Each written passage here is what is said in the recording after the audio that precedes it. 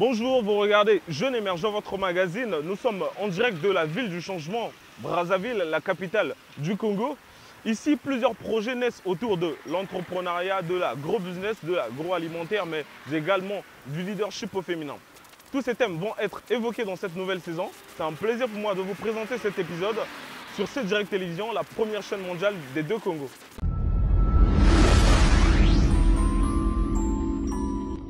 La gestion de l'image au quotidien. C'est grâce au métier du numérique que Créalab a su se démarquer. Rencontre avec une entreprise née par la passion et la motivation.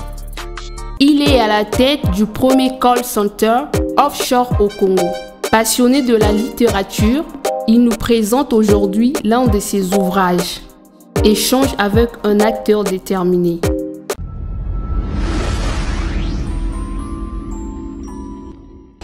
Quand la passion rencontre la motivation, rien n'étonne que l'entreprise née de cette association mette en avant les services du développement durable, mais également des services adressés aux particuliers ainsi qu'aux entreprises.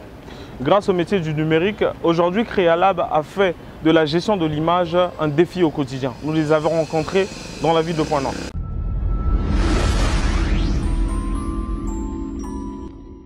Mélina habite Pointe-Noire. Passionnée du numérique, elle a décidé il y a quelques mois de rejoindre Créalab pour se perfectionner dans les métiers du numérique. Laboratoire et communauté, Créalab a pour cœur de métier le développement des solutions technologiques. À cela s'y ajoute la formation et l'accompagnement. Les solutions développées ici répondent aux défis communautaires. Placer le jeune au centre de l'innovation et de la création des solutions durables, participer au développement économique par la création d'emplois par le numérique, mieux promouvoir le développement durable à travers les NTIC, les missions de cette organisation pilotée essentiellement par les jeunes. Créalab doit son équilibre à plusieurs partenariats scellés avec des structures du même domaine.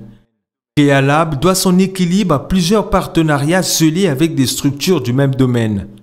La fluidité et l'expertise de cette communauté font que les offres s'étendent jusqu'à l'international. Bonjour, bienvenue à Créalab. Comme vous voyez, nous sommes là en train de travailler. Je suis Diane Lola, promoteur de Créalab. Et Créalab, par définition, c'est un laboratoire et une communauté des développeurs. Donc, nous développons des logiciels, nous développons des solutions technologiques utiles pour la société. Donc ici, vous avez à ma gauche, par exemple, un développeur qui est en train de travailler sur une de nos solutions qui sera très bientôt disponible. Et il est très important de noter que nous avons connu plusieurs défis et notamment, nous savons, comme tout autre jeune qui veut se lancer dans le numérique, il y a des difficultés avec la connexion, par exemple, ou la difficulté de pouvoir trouver un lieu où travailler. Alors, qu'est-ce que nous avons fait? Pour un début, nous avons pensé donc financer notre projet personnellement. Étant donné que nous sommes une synergie de compétences, donc une complémentarité de personnes avec différents profils dans les nouvelles technologies, nous avons donc décidé de vendre des services. Et à travers donc, ces services que nous vendons aux entreprises, tout comme aux particuliers, nous avons pu nous faire donc, une certaine somme d'argent. Donc, nous avons commencé dans l'informel. Aujourd'hui, nous avons pu formaliser Créalab. Et comme vous voyez aujourd'hui, nous travaillons déjà avec plusieurs partenaires, des entreprises, que ce soit des organisations. Nous sommes ouverts à pouvoir travailler ou collaborer avec n'importe quel type de société ou organisme. Nous accompagnons également des jeunes, donc des porteurs des idées, comme le dit si bien notre slogan, ici, vos idées prennent vie. Donc, quand vous venez à Créalab avec une idée, vous sortez de là avec quelque chose de concret.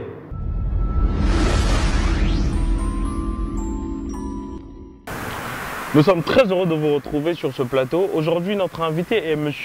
Kakutu Kefan Muraille. Vous êtes entrepreneur et auteur. Bonjour et bienvenue. Bonjour. C'est un plaisir pour nous de vous recevoir sur ce plateau de Jeune Émergent Magazine. Aujourd'hui, nous allons parler de vos activités, mais nous allons également parler de votre œuvre. Mais avant ça, nous aimerions bien avoir un aperçu sur votre carrière. Dites-nous en plus. Alors, tout d'abord, Kefan Muraille Kakutu. Je me présente, c'est mon prénom, comme pour se le dire. Je suis informaticien de formation. Je suis détenteur d'une licence appliquée en informatique de gestion et spécialité e-service. Et j'ai fini mon cursus en 2016, plus précisément en Tunisie, à Tunis. Et après mon cursus universitaire, je suis rentré au pays. J'ai eu la chance de pouvoir avoir en fait, un stage qui m'a donné entre guillemets en fait, la petite expérience. Et ce stage m'a envoyé pour mon premier contrat professionnel que j'ai signé en RCA à Bangui, en Centrafrique.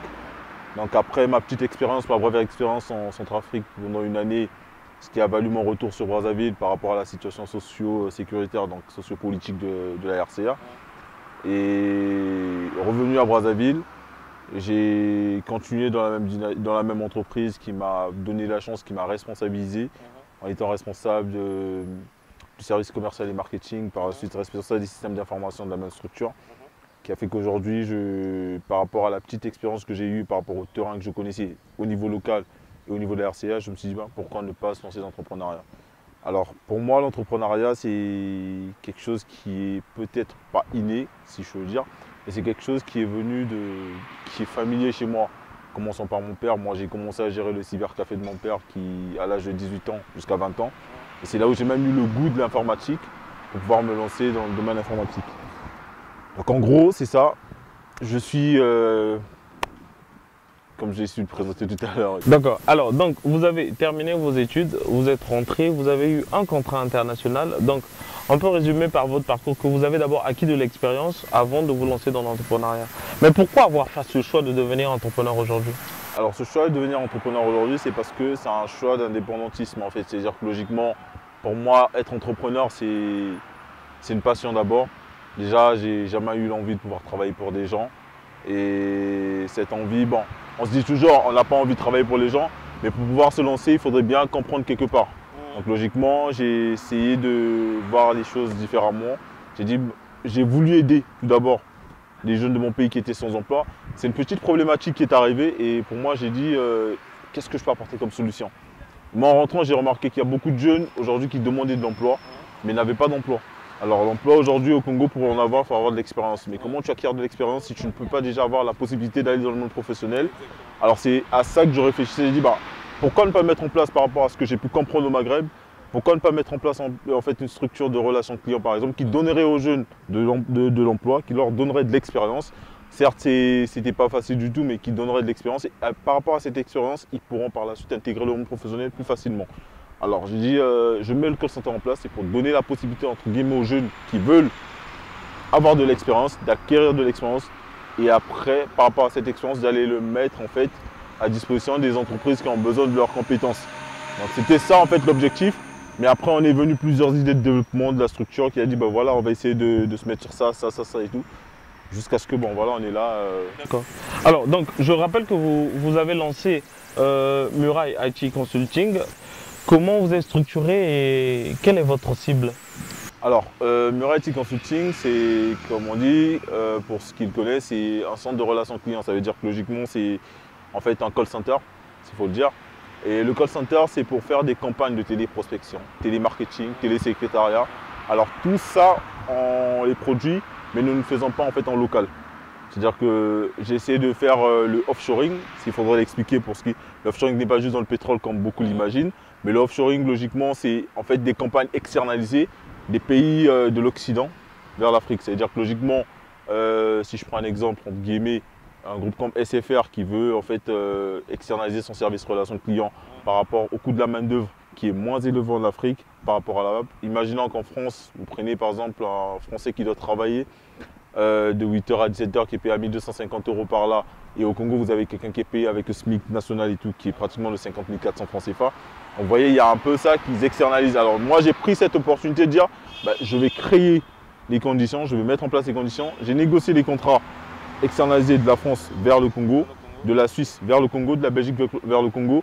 Et ces petits contrats font de telle sorte que chaque campagne que nous essayons d'avoir, toutefois qu'il y a résultat, on est rémunéré par rapport au résultat.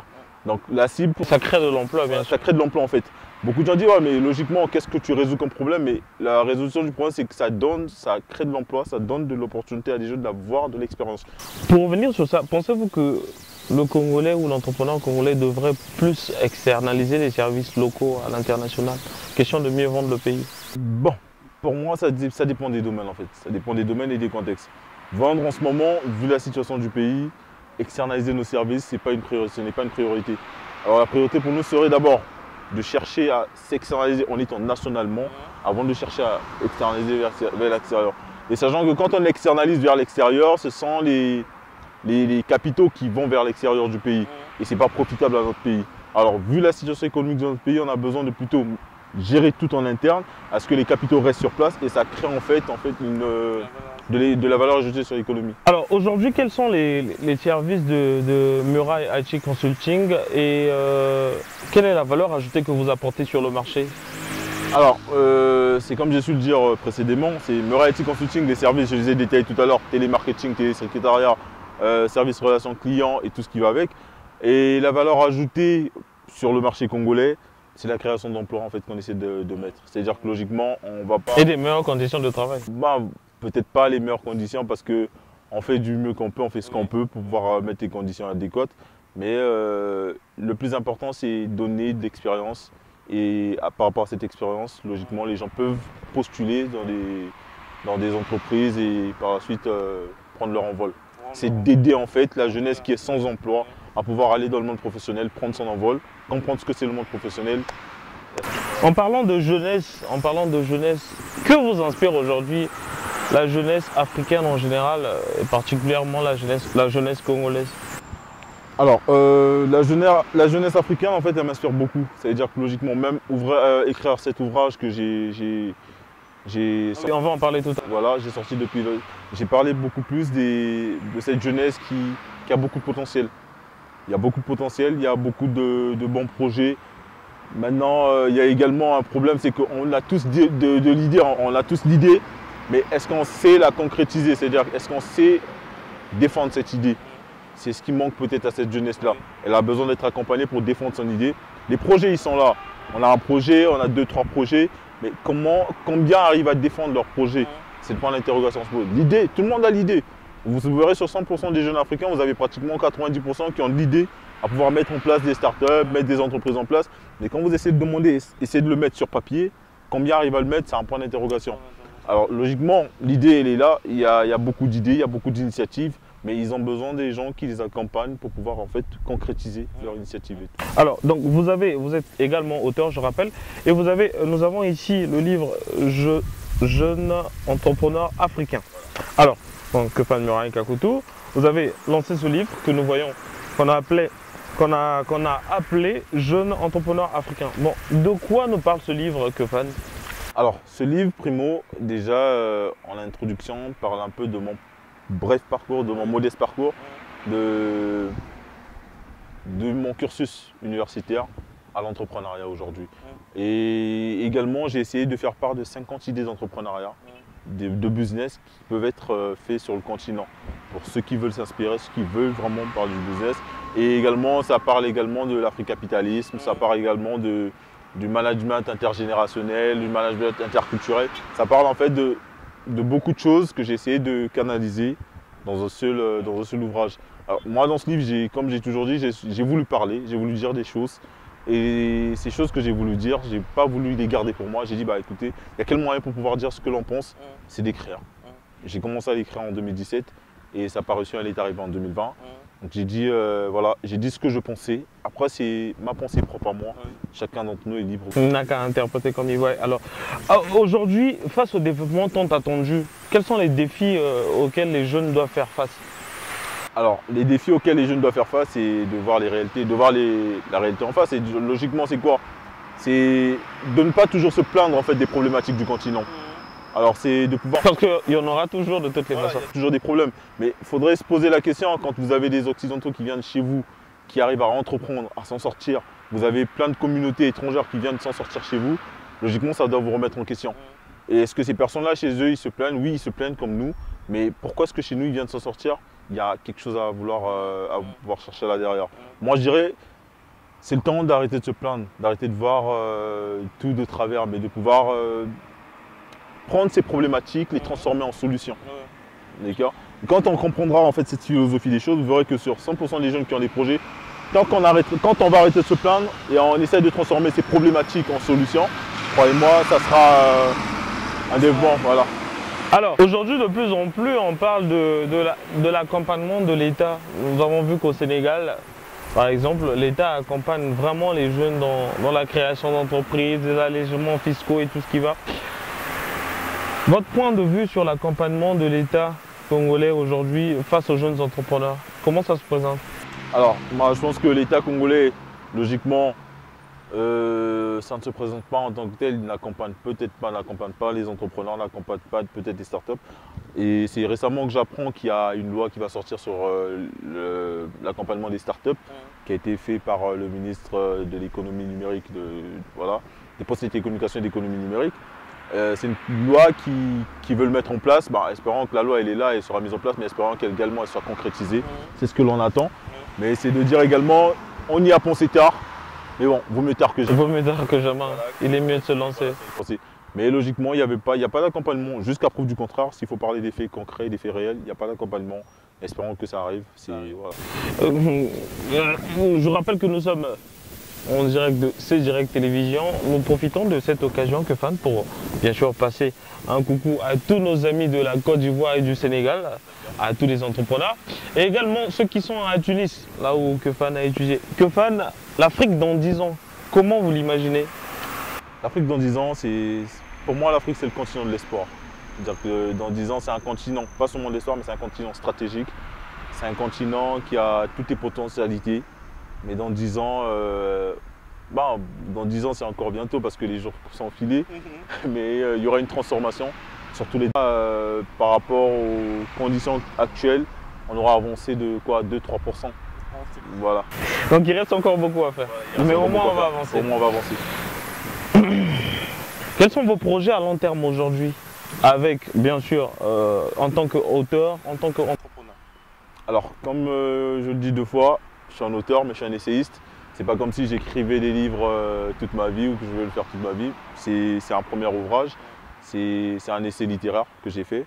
Parce que logiquement, je ne suis pas un écrivain parce que l'écrivain c'est celui qui mange de ce qu'il a écrit. Mais moi je suis quelqu'un qui a su dire quelque chose, mais j'ai également d'autres sources de revenus.